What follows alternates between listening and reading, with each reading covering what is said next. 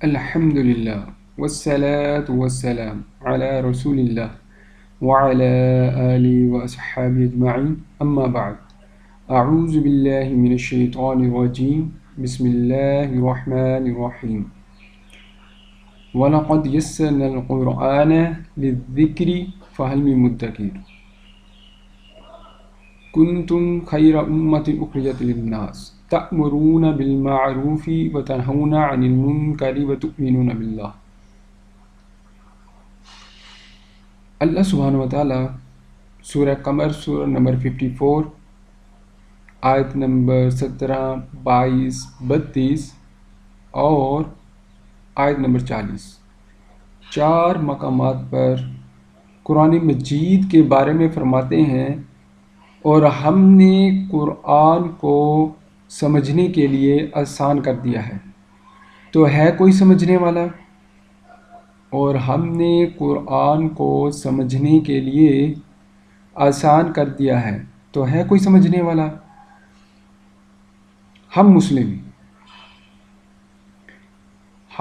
مسلم پر بہت big responsibility عائد ہوتی ہے، ہماری ذمہ داری بہت بڑی ہے، جس کا ذکر سورہ ال-عمران آیت نمبر 110 میں آتا ہے۔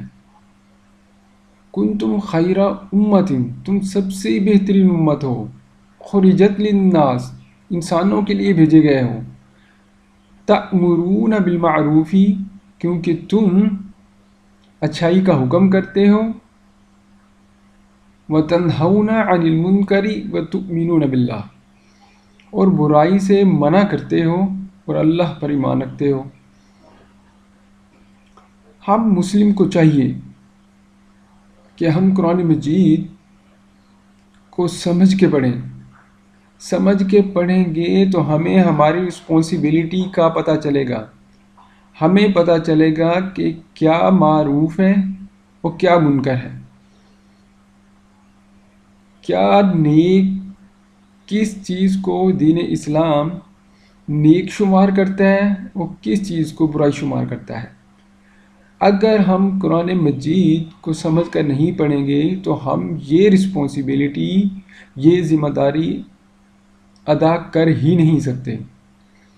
ہمیں اپنی کمپیٹنسی بڑھانے کے لیے، ہمیں کمپیٹنٹ ہونے کے لیے قرآن مجید کو سمجھ کر پڑھنا پڑے گا۔ اگر ہم نہیں پڑھیں گے، ہم اپنی یہ ذمہ داری، خیر امہ کی ذمہ داری ادا نہیں کر سکیں گے، اور جس کا نتیجہ آخرت میں ٹھیک نہیں نکلے گا۔ تو میں کافی دنوں سے سوچ رہا تھا کہ میں دین اسلام میں کیا کنٹریبیوٹ کروں، میں اس دین کو پھیلانے کے لیے کس طرح کا عمل کروں۔ تو کافی سوچ و بچار کے بعد میں نے فیصلہ کیا کہ قرآن مجید کی ہر سورہ کا ایک پرپس ہے، قرآن مجید کی ہر سورت کا ایک مقصد ہے، کیوں نہ میں اس پرپس کو لوگوں کو بتاؤں، کیوں نہ میں اس پرپس کو انسانوں کو بتاؤں۔ ہم ہر مسلمان، ہر انسان کو پتہ ہونا چاہیے کہ قرآن مجید کی ہر سورہ کا پرپس کیا ہے۔ اسپیشلی مسلمانوں کو تو لازمی پتہ ہونا چاہیے کہ ہر سورہ کا اس کی لائف میں کیا پرپس ہے، کیا مقصد ہے۔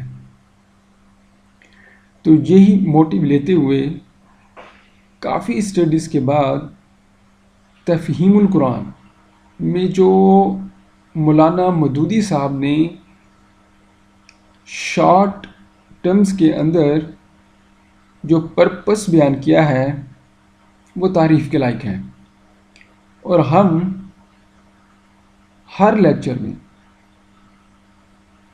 1 by 1 ترتیب کے ساتھ ہر سورہ کا پرپس، مقصد بیان کریں گے، اور اس کا صرف مقصد ہے کہ ہم اپنی ذمہ داری کو سمجھ سکیں۔ ہر سورہ کے پرپس ہے، ہر سورہ میں رسپانسبلٹیز ہیں ہماری، ان رسپانسبلٹیز کو سمجھنا ہمارا فرض ہے اور دوسرے لوگوں تک پہنچانا بھی ہمارا فرض ہے۔ تو آج ہم سٹارٹ کریں گے سورہ الفاتحہ سے.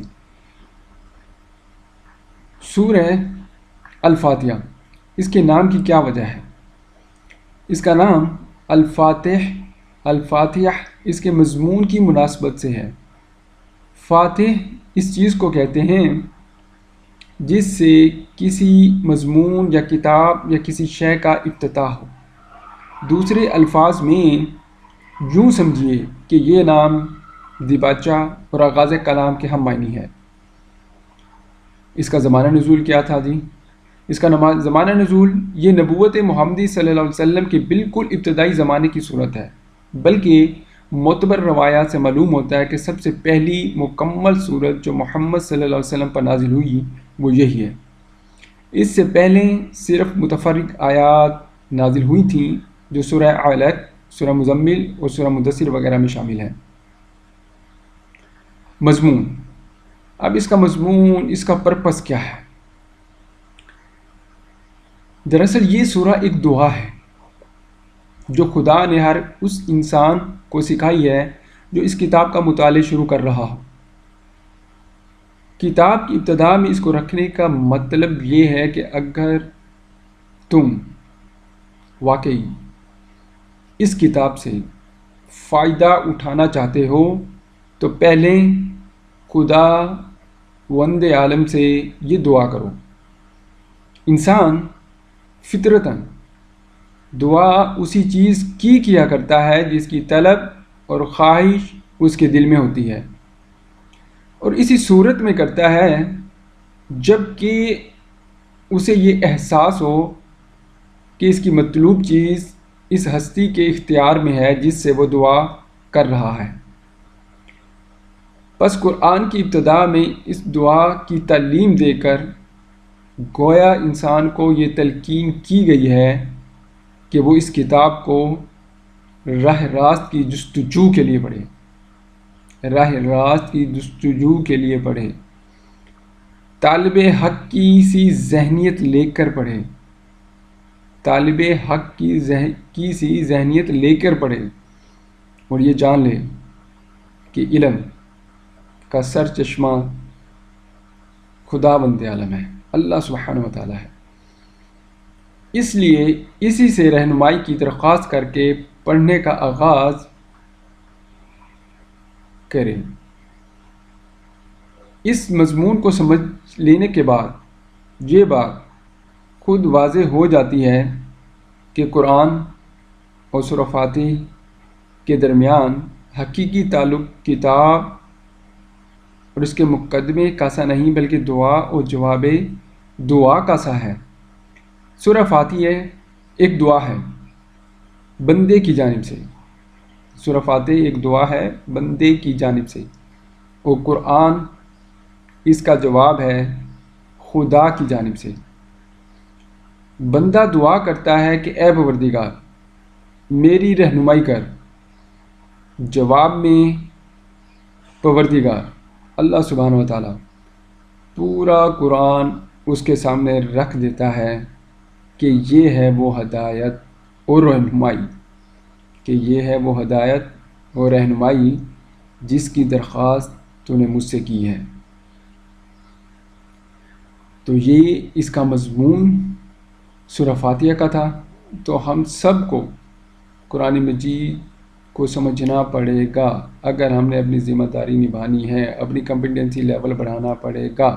اگر ہم اپنا کمپیٹنسی لیول نہیں بڑھائیں گے، ہم اس کو سمجھ کر نہیں پڑھیں گے تو ہم اپنی ذمہ داری ادا نہیں کر سکیں گے. خیر امہ کی جو ذمہ داری ہے وہ ہم ادا نہیں کر سکیں گے. لہٰذا اس کو سمجھ کر پڑھنا انتہائی ضروری ہے. میری ہر ویڈیو شارٹ ویڈیو ہوگی، اور اس میں اگر اردو گرامر میں کوئی غلطیاں کوتاہیاں ہوں تو اس کو آپ نے نظر انداز کرنا ہے، اور جو پیغام ہے اس کے اوپر آپ نے توجہ دینی ہے. نیکسٹ ویڈیو میں ہم ملیں گے سورہ البقرہ کے پرپس کے ساتھ کہ سورہ البقرہ کا کیا پرپس ہے. اس وقت تک کے لیے اجازت دیجیے. اللہ آپ کا اور میرا مددگار ہو. جزاک اللہ خیر.